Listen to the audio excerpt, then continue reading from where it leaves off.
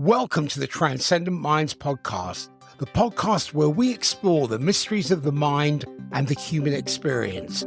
Join us as we delve into topics such as consciousness, spirituality, and personal growth with expert guests and thought-provoking discussions. Get ready to expand your mind and discover new insights on this journey of self-discovery.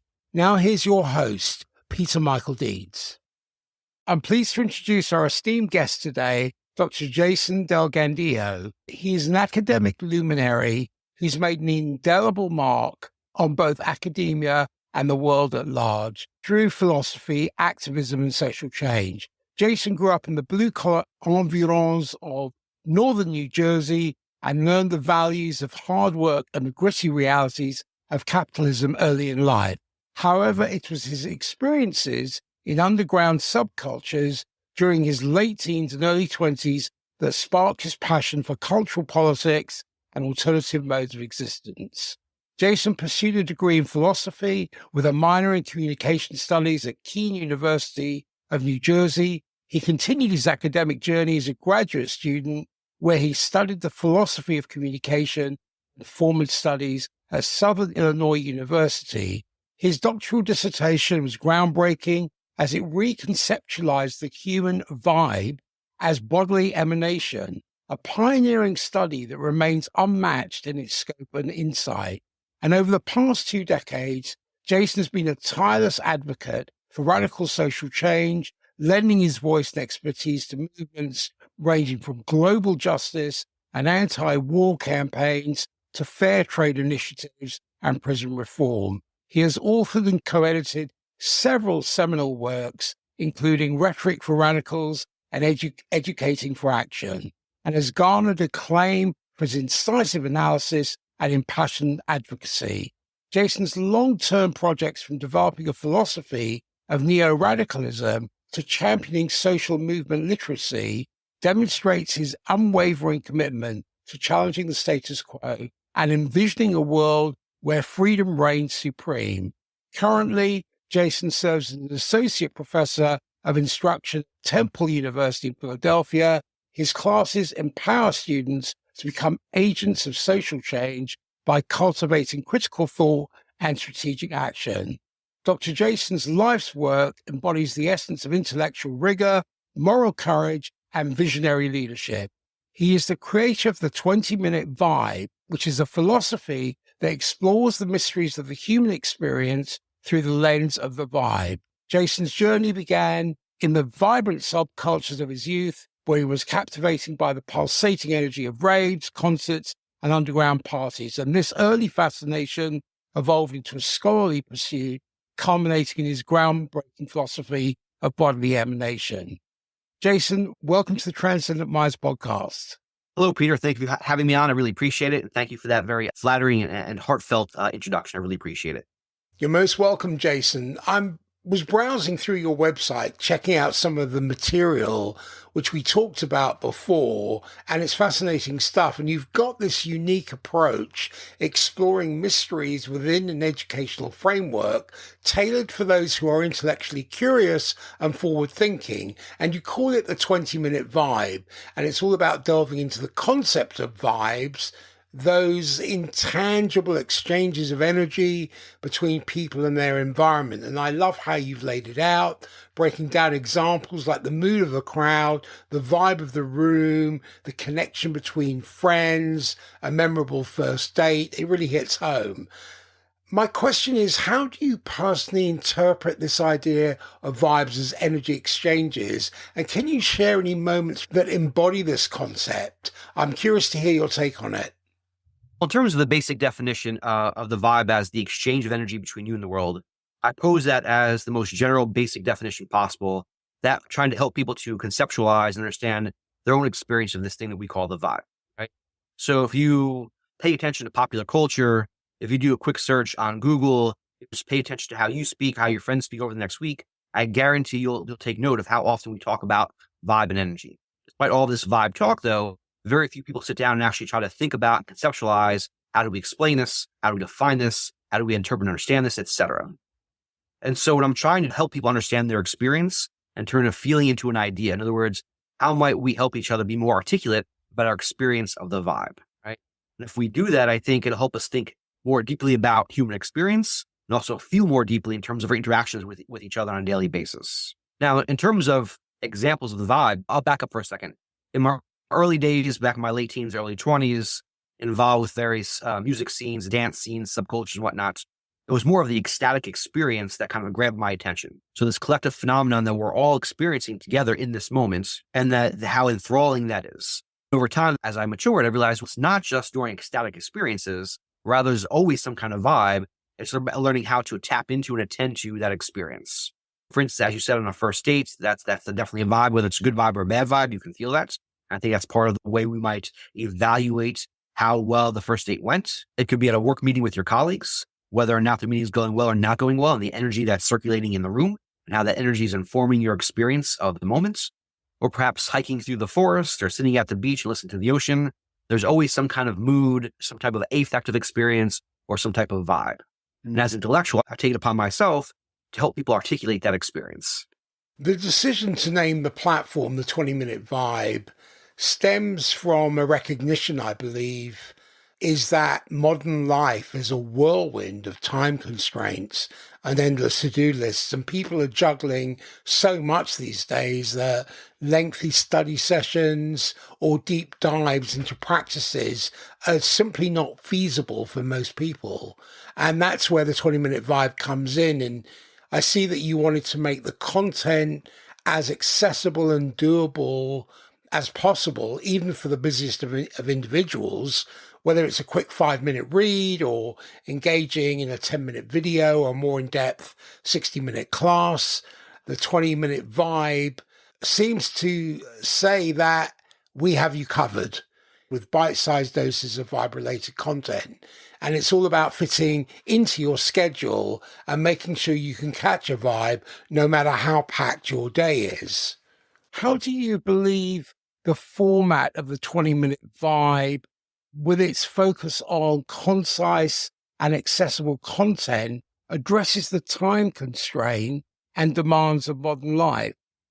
If we think about modern day civilization, at least within, let's say, Western civilization and whatnot, particularly in America, but I'm assuming also in European countries as well, it's very fast paced. We're always on our phones. Our attention is always going somewhere else.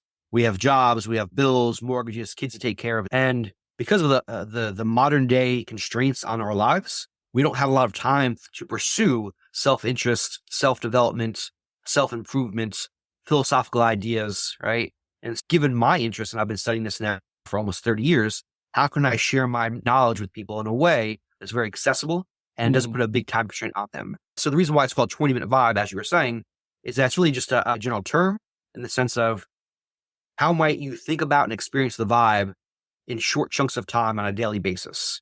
Then as you do that for a couple of weeks or a couple of months, perhaps you spend a little bit more time, then a little more time, and then it becomes more of a habit where you're thinking about the vibe, talking about the vibe, experiencing the vibe in a way to enrich your daily living.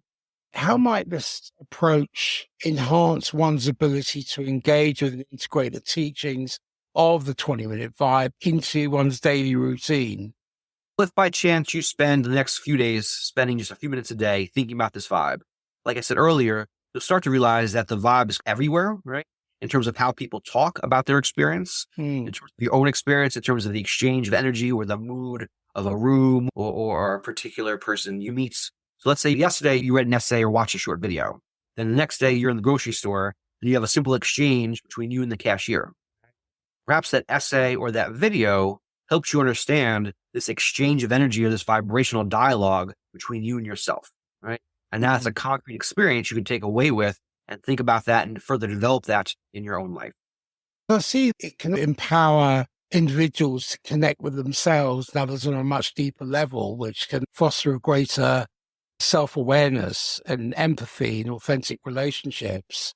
How do you envision using the content provided by 20-minute vibe to enhance one's ability to articulate and communicate their experiences of the vibe? I don't know for sure, but I would assume that for most people, the word vibe is a catchphrase, right? We use it to explain anything from emotion to intuition to the color scheme of curtains to the brunch I had on Sunday, whatever the case may be. And I'm trying to push people to say, I understand why you might use this term. It's an easy term. It's a popular term. But I don't think there'd be millions and millions of people referring to this vibe on a daily basis if there wasn't something deeper there. So then how might I help you to understand your experience in terms of this thing that we call the vibe? And in doing so, you'll take notice of how subtle it is, but also how prominent this thing is. Then you'll develop your ability to actually start to use the vibe. So how might I learn to project a vibe in a certain kind of way at a certain kind of time to achieve a certain kind of goal? Maybe it's during a job interview or again on a first date, perhaps my interaction with my children or my parents, right? Understanding the vibe is a dynamic phenomenon that perpetually exists in our lives and cultivating that ability. Now, having said all of that, I am in no way the first person to address this. There are long traditions throughout most civilizations, most cultures, going back to the beginning of time, thousands of years. The question is, how might we update that, though, for modern day society and push forward that agenda each day, little by little? If we go back to the definition of the exchange of energy between you and the world, my first question is, what is the nature of this energy? For instance, is it physical or metaphysical? Is it material or immaterial? Is it spiritual or scientific? Or perhaps it's all these things at the same time. And rather than trying to, and I leave this as an open-ended question, so I'm trying to avoid positing a certain paradigm. Because once you posit a paradigm, now you only see the phenomenon through that lens. I'm one individual amongst 8 billion people. I'm not trying to say I know everything, but instead, how about we develop a collective dialogue about our different experiences and different interpretations, and then together share our knowledge with each other. And all of that will help us move forward in terms of understanding this thing we call the vibe. One of the questions that came up for me was, what is the essence of the vibe unto itself? I don't have the answer to that. I don't either. That's the question, right? That's the question. Right. So I don't know, right? As a human being, I am stuck in space and time, right? I'm born into the world. I live for decades, hopefully, then I pass out of the world, right? And so I'm a finite creature trying to understand this other phenomenon that precedes and exceeds my existence. Now, having said it, though, I don't want to be depressed about that. It's more about an opportunity to explore this phenomenon. Right? I think in our previous conversation from a few weeks back, I think we talked about mystery, right? And how the vibe really is, it's mysterious. And I don't mean that in some far out crazy way, but it's mysterious in the sense that we can never fully understand it. Nonetheless, though, we can experience it, and we can put words to our experience.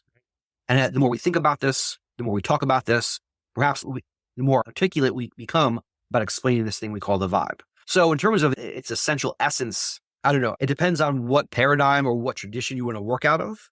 For me, though, it's the idea of trying to keep open our approach and understanding to the vibe in the biggest way possible to allow more insights to come in. I hope that makes sense. For me, it's about the question surviving the answer. Right. Because the symbolism of a question mark is a hook to get the next question. Right. That deepens, brings in different stratas, different layers that can start to superimpose that. And then we get much more of a deeper foundation and a deeper penetration, which then gives us a better purchase on what the relief of the vibe starts to look like. It's a bit like a kaleidoscope.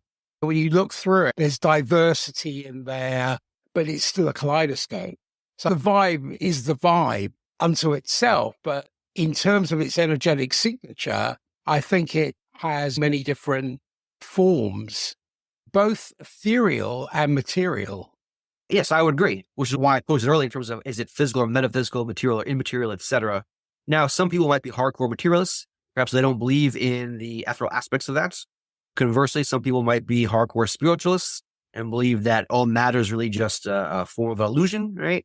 And so rather than for me choosing one side or the other, I'm like, how might I understand and be sympathetic to all the sides that are having this, right? One way to think about this is that, so we sit here in February of 2024 having this conversation, but yet human beings have been talking about this phenomenon, whether they call it the vibe or not, for thousands upon thousands of years. So in many ways, we are participating in an ongoing historical conversation. So the question is, how might we contribute to that conversation and the collective knowledge about this vibe and this energy? In what ways do you believe this platform can support one in deepening their connection with themselves and with others?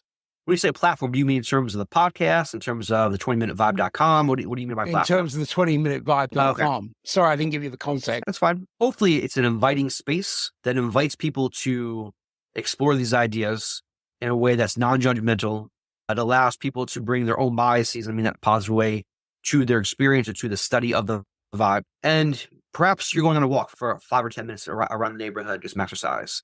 When that 5 or 10 minutes, can you attune your body to the vibe and to this energy? And so along with your physical activity, now you're also paying attention to the expression or dialogue or communicative forms of this vibe.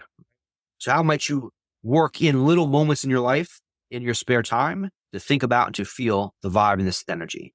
I was thinking about the concept of the vibe because it's ubiquitous as much as it is elusive, because you can find it in the words of athletes, mystics and poets. It's a term that you mentioned earlier. It's often used, but it's seldom defined.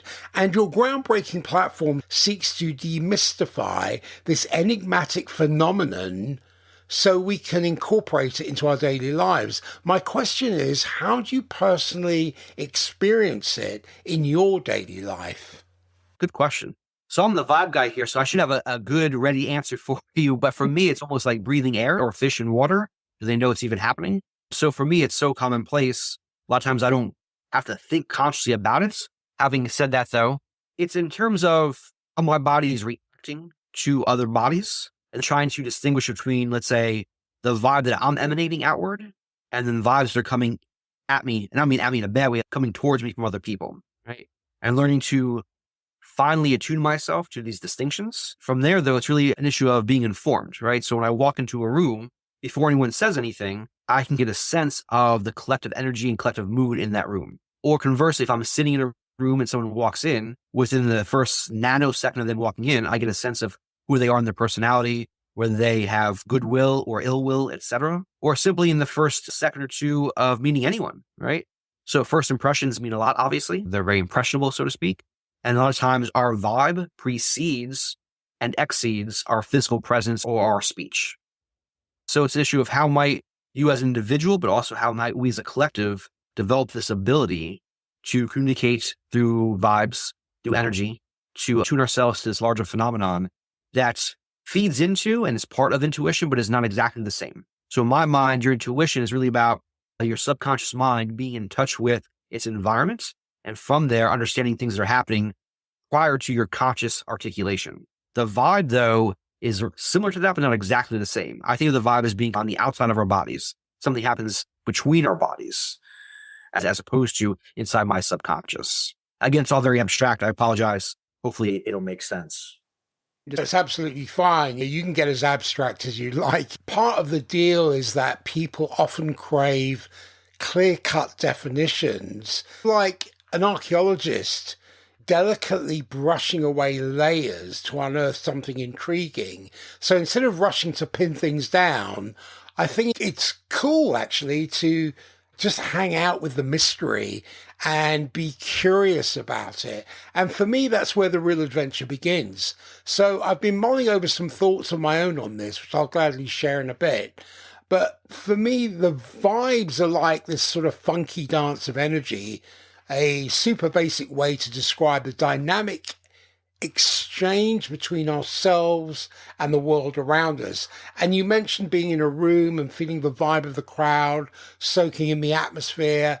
It's that intangible yet palpable essence. But it's not just confined to physical spaces, because I think vibes can stretch as far as a nation's collective mood or the electric connection with a friend. You think about the vibe on a memorable first date. But as for pinning down exactly what vibes are and where they come from, that's a journey that's always unfolding. And I'm curious, how do you perceive vibes in different scenes or situations? And what do you think their role is in shaping our experiences, perceptions, and interactions? As you were speaking, I was thinking about the different vibes of different cultures. If you travel around the world, you might notice that each culture and each society has its own kind of vibe, right? And when we say that, it's hard to distinguish between, let's say, the vibe of that culture from the language, from the style of dress, from the mannerisms, from the history, right? They are enveloped into one phenomenon, kind of two sides of the same coin. But think about the culture of America versus the culture of Canada versus that of France or Spain or China, or Argentina, etc. Each locale, each culture, each collective of people, due to a variety of reasons, emanate a different kind of energy, a different kind of vibe. From there, how might that influence our daily behavior? In a lot of ways, I think the vibe is subconscious and very subtle, right? So if you think about one individual being in a society, and each society has its own vibe, well, that social vibe, that collective vibe, will influence you in a certain kind of way in terms of how you behave, how you think, how you speak, etc. So in some ways, it's helpful to be self-reflective and to be attuned to your own vibe and the vibe of others. That way you can be more in tune with your larger society. I'm trying to think of an example here. All right, to draw an analogy, let's say you are a musician and you walk out on the stage. Part of your responsibility is to attune yourself to the energy of the crowd, right? What kind of energy do they want from you? Where are they at mentally? And how can you act like a maestro and cultivate that vibe in a certain kind of way, that collective vibe? The same kind of thing can be said in terms of how we live our lives on a daily basis in our societies and cultures. How might I elevate my vibe in a certain kind of way that will in some small way elevate the vibe of the people around me and my larger culture, or even on a global scale? How do you think incorporating the study of the vibe into one's daily routine could impact one's overall well-being and outlook on life? I think it allows you to become more mindful and attuned to the ebbs and flows of your daily living. Let's say you get into an argument, a heated argument with a family member or your romantic partner. And in that exchange, there is some type of vibe that is cultivated between you. And it's obviously not a very good one. It's a negative one. And then if you hold on to that energy, though, for the next day or next week or something like that, it will really zap your energy levels, right? The question then is, how do you experience the negative vibe in the moment? Recognize conflict and confrontation is part of all human experience. You still love this person. And how do you let go of that negative energy and then cultivate a more positive vibe next time you have this conversation? So it's one example in terms of learning to cultivate one's ability to recognize vibes, to experience vibes, to shift your vibe or the vibe of other people. And so again, to use the analogy of a maestro, for instance, how might you become a maestro in your daily life when it comes to the vibe? Now, to do that, though, some form of study and self-cultivation must be necessary, right? Although one is born into the world, into a world of vibes, like anything else, though, we have to learn how to articulate this, how to decipher different kinds of vibes, etc. So the 20-minute vibe, my vision of helping people is, how can I help you become more efficient and sufficient in articulating your experience of daily vibes and daily energies? I saw that you had 3 basic definitions for the vibe. Could you just walk us through each one of those definitions? And my question is, which one of these definitions resonates with you the most? So I don't have my website right in front of me the second, but I think it's something like number 1 is, again, the exchange of energy between you and the world. Number 2 is something like an actual tangible energy that your body radiates and emanates and is felt by other bodies. And then I think the third one is something like the vibe revolves around a variety of affective experiences, affective with an A, right? Everything from mood and emotion to psychological outlook to nonverbals to vocalics, the way your voice sounds, etc. I generally like all 3 definitions. In terms of the second one, though, that was my definition I used to develop my own philosophy of the vibe back in graduate school. So in graduate school, I worked out of Western philosophy, in particular out of phenomenology, which is a branch of philosophy, to reconceptualize the vibe in terms of bodily emanation. The challenge there in writing my dissertation was that within Western philosophy, in terms of Plato, Socrates, Marx, Hegel, etc., you don't really see anyone studying the vibe. It doesn't happen. Like it doesn't happen, right? So I had to argue against the tradition of Western philosophy and find my own way to bring up this conversation about the vibe. Looking back, I was very young and naive and early to mid-20s. I should have also been studying Eastern philosophy and Eastern spirituality, but you live and learn. We're all human. Having said that, going back to your question, I'm dodging your question here. I guess the second one in terms of bodily emanation, right? So that's the way that I see, understand, and experience the vibe, right? So our bodies literally emanate or radiate some kind of energy, however you want to define that energy, but some kind of energy that is a form of communication, a way of knowing, and also can act as an existential guide for moving through the world. For that last part, it's really about understanding that there's a global vibe. So if each and every human body emanates a vibe, and there are bodies all across the planet, then therefore there must be a global vibe. And that global vibe, though, is a responsive phenomenon. In other words, we live in relationship to it. So it's not just about my body giving off a vibe and your body giving off a vibe. Rather, all of our bodies are vibing on each other all the time. And it's a collective phenomenon that's in perpetual flow. So then how do I stand in relationship to that flow and then use that flow as a way to navigate my life on a daily basis? When you look at different lands, when you look at Native Americans or Aborigines, there's great reverence for the land and great connection. There's a relationship to the vibe of the land. And it's really interesting that I find that what emanates from the land goes up through the nose, that emanation, which is a direct link to the circle of Willis in the brain. And in terms of accents and language and rate and articulation and pitch and vibration and frequency of language, I find it interesting because if I want to emigrate to America, I'm an alien until 7 years has passed, or maybe until I breathe in the vibe, the emanation of the land that gets into my neurological systems and my physiological systems. And then I can swear allegiance to the flag, because then that becomes part of me. That vibe mutually co-shapes me into the culture. Does that make sense? Yeah, awesome. Yeah, 100%. Yeah. Yeah. In terms of how long it might take, whether it's 7 years or 2 years or 10 years, I'm not sure. But you're talking about the symbiotic relationship between you as an individual and the wider society or wider culture, an ecological orientation. The idea that no single entity exists by itself, but rather is always in relationship to its larger environment. And there is a reciprocal relationship between the individual entity and the situation, the context, the culture, the society, and they mutually infuse one another. I really appreciate, though, the idea of that taking in this emanation or these vibes or energies through your nose, hitting your brain, but also, I would say, through your mouth, through the sounds we hear with our ears, the subtle sounds or subtle impulses of a society in terms of certain colors that are popular, certain accents, certain styles of dress, the way the streets are designed, the way the buildings are designed in terms of architecture. That's all kind of having an interface and interaction with each person, which leads to this kind of collective emanation of a certain kind of vibe. Then in terms of how long does it take me, though, to absorb myself into a culture? That's a really interesting question. But are those more impressions? Because I'm thinking the emanation is material in a way, even though it's like vapor coming in, but the way it connects with the temporal aspect of the human, as distinct from the impressions that we see, I guess that gets lodged in the subconscious mind. It's a really good question. I'd have to think more about this. So something coming into the body as opposed to impressing upon the body. Is that what you're saying? Correct? Yeah. I don't disagree with the distinctions you're making. I think they're super interesting. My question would be, it's a genuine question. In terms of the impression, though, so our skin, I think it's the largest organ of the body, they say, right? The skin itself is like an organ. And so those impressions, though, perhaps they don't enter into the actual physical body because there's a material barrier there. Those impressions, though, still would have an effect, though, on your brain chemistry, neurological makeup in the moment, right? In terms of your heart rates, whether you're sweating or not sweating. So I don't know. Again, I don't disagree with the distinctions, but I want to flesh that out. No pun intended. I want to flesh that out a little bit more and give different aspects of experience. So if we think of experience as a 360-degree phenomenon where it's always happening all the time, then the question is, like, what role does the vibe play within that 360-degree experience?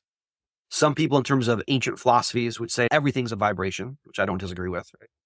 Then in more modern times, people might say there are vibrations, but then things like you're saying are more like impressions. There's the 5 physical senses, etc. I don't have a firm answer. I don't have a firm stance on the discussion, right?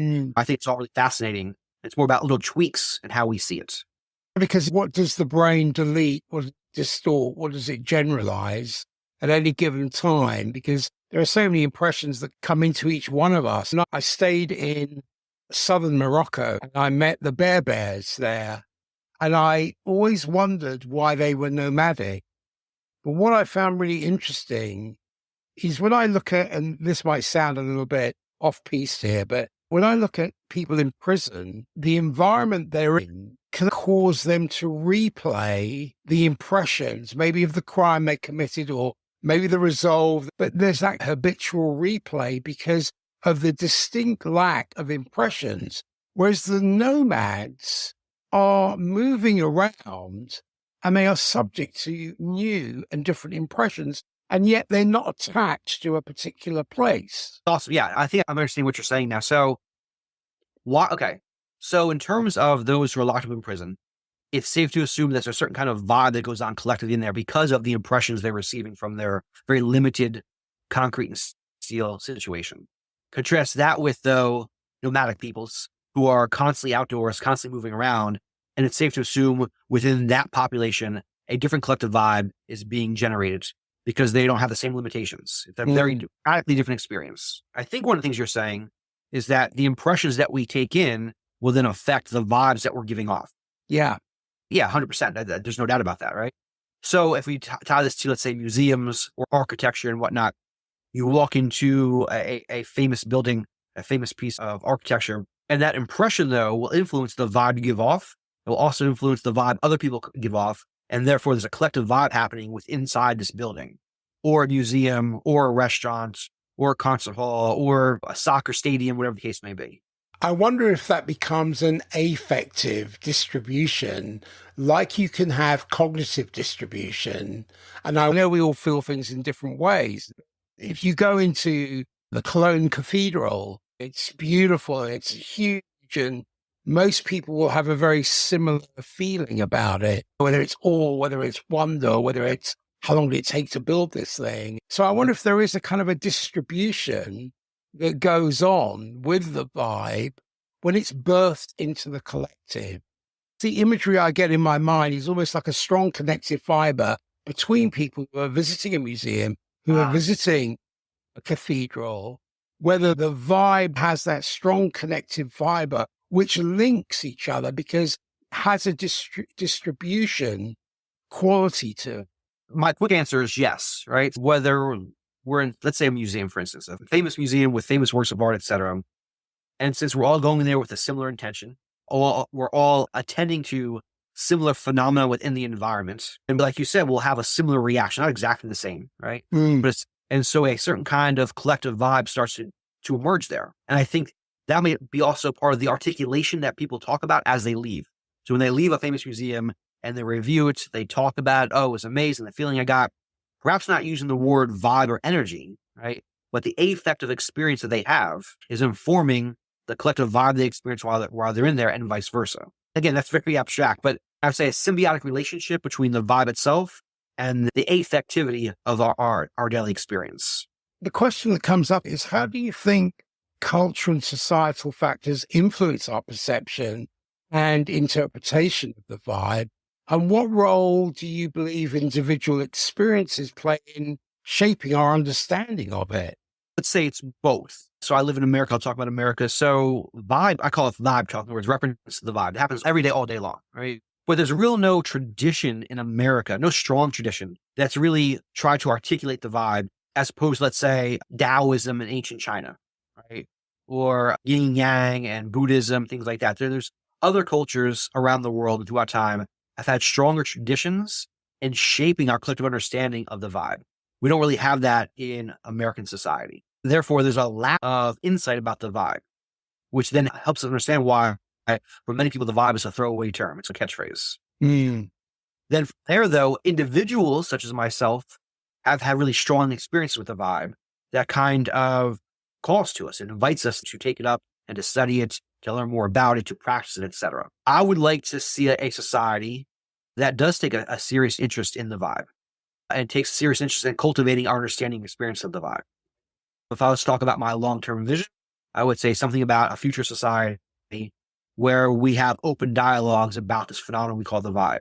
We try to understand it, we debate it, have conversations like this on a regular basis, right?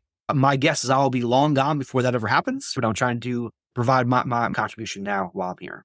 There's a challenge, and I'm not trying to define this elusive phenomenon because I don't want to do that, because I think it's a rolling ball of enigma to me in one sense.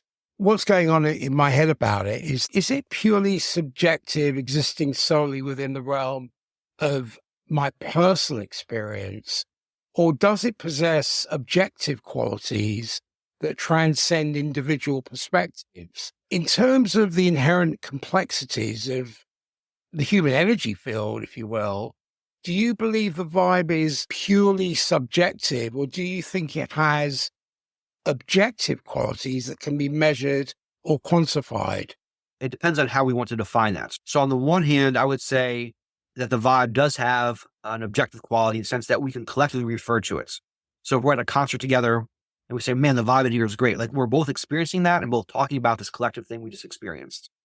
Then in terms of, can we measure it though? That's something else, right? Okay. So there are physical vibrations that do emanate from our bodies. Sound would be one of those. But then there's also, it's called Heart Math Institute. Yeah, I know them. Right. And they argue that the human heart literally generates a certain kind of energy field, and they have ways to measure this. So that's another form of energy. Then the question is this other kind of energy ever measurable in a spiritual sense? I don't think so. I'm open to being wrong. How would you measure that? What type of technology could we develop to measure that? And I don't know if we could. And in saying that, that's not a depressing thought. It's not a form of defeatism. It's simply recognizing that we as human beings are finite creatures, and there's only so much we can do. Which is not saying that, though, does not dismiss the experience of this, let's say, metaphysical form of the vibe. That's what I was saying earlier. Is it physical or metaphysical? It depends on how you want to see this. There are physical features of certain kinds of physical vibes. There's no doubt about that. But then if we turn our attention to the metaphysical aspect, can that be measured? I'm not sure. But I do think it's both and. And there are certain kinds of philosophical or spiritual traditions, especially in the East, that say it is both and. It's both physical and metaphysical. They would argue that the metaphysical is primordial. That comes first, out of which all material reality emerges. Another idea just came to my head. How do you measure love? Like when you're in love with somebody, right? Think about, especially when you're younger and you first fall in love with someone, it's a new experience for you. You know what you're feeling, right? But you're uncertain about yourself. You're not sure, does the person love me back, etc.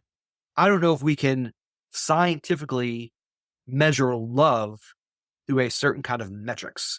We can ask people we can do a survey. We can ask them about their experience. How do you know you're in love? Why do you think you're in love with the other person, or vice versa? But in terms of actually measuring it in terms of a physical quantity, I don't know if that's possible. But it's still a real thing that we know we're in love, though. Imagine standing at the top of the Eiffel Tower and someone tells you jump off. You're going to die. And that's pretty straightforward. It's one of those universal laws we cannot argue with. And let me just tell you a short story. I once asked a lady in a workshop a very simple question, and I was really looking for examples of the unseen, and we were talking about the metaphysical aspects of life. So I said to her, do you love your husband? And without hesitation, she said, yes, of course I do. But then I challenged her to show me that love. Guess what? She couldn't. It's not like pointing to a tangible object. It's more elusive, like the wind. You can't see it directly, but you sure can feel its effects. So our perception of vibes or energy can vary depending on our perspective. And it's like trying to catch a glimpse of the wind, intangible yet undeniable, shaping the world around us in ways we might not always recognize. How might our understanding of the vibe change depending on our perspective? I actually want to go back to what you were saying just a moment ago. And can we see it? I can't see a vibe. No, I personally cannot see a vibe, right? But I can see its effects sometimes. So think of a sports team that is on a roll. They're on a hot streak and everything you do is perfect. And there's a certain kind of synchronicity that's happening between their bodies on the field or on the court, whatever sport you want to talk about. Or the same thing with a band. When a band is really jamming out and they're in the same mindset, you can see that they're in a flow state of mind. Or a well-choreographed dance routine. You can see these things. And there's a certain level, again, use this word of synchronicity amongst bodies. And as you see this, you realize they're currently in a different reality than I'm in. And with that different reality, that reality shift comes a certain kind of vibe with it. There's a reason why championship teams have a certain kind of energy to them. There's a reason why great bands or musicians have a certain vibe to them. They embody and evoke a certain kind of energy that is tangible. You can see it play out sometimes when they're in that flow state of mind, in the groove, when the chemistry is clicking on all cylinders, etc. So in that sense, I would say you can see the effects. You can't see the vibe itself. You can sometimes see the effects of the vibe. I feel that this is really an invitation to explore the liminal spaces where the mundane meets the mystical and the ordinary becomes extraordinary. My question is, have you ever experienced a moment that defied rational explanation, leaving you with a sense of awe and wonder? And if you did, how did this experience shape your perception of reality and your understanding of the vibe?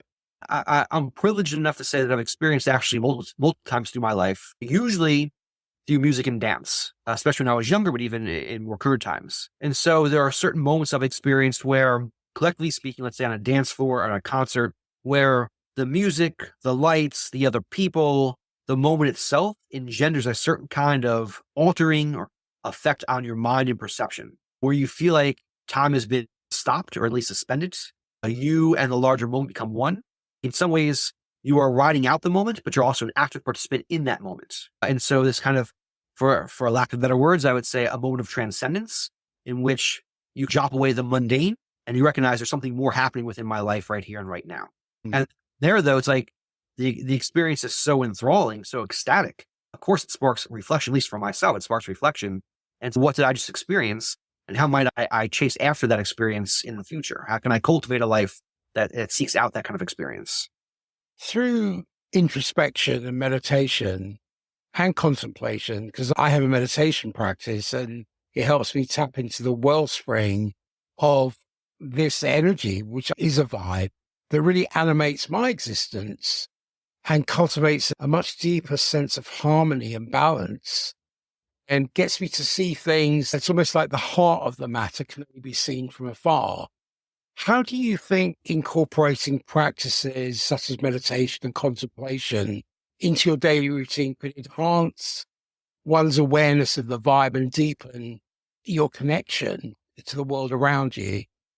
Yeah. So for myself, I meditate almost every day, sometimes 5 minutes, sometimes 30 minutes, depending on how busy I'm that day. I started meditating a while back now, a few years back when my father passed away. I was really emotionally a mess and I had to do something. So I started to meditate and I found that to be very helpful, which is a long way of saying that when we meditate or develop meditative practices, it helps to clear the mind of the psychological clutter. And I would say that's one of the barriers in terms of experiencing and feeling the vibe. So if you're always up inside your head, there's a million thoughts racing around, you're not attending to your body, you're not attending to other people, you're not attending to a larger environment, you're not attending to this thing we call the vibe, right?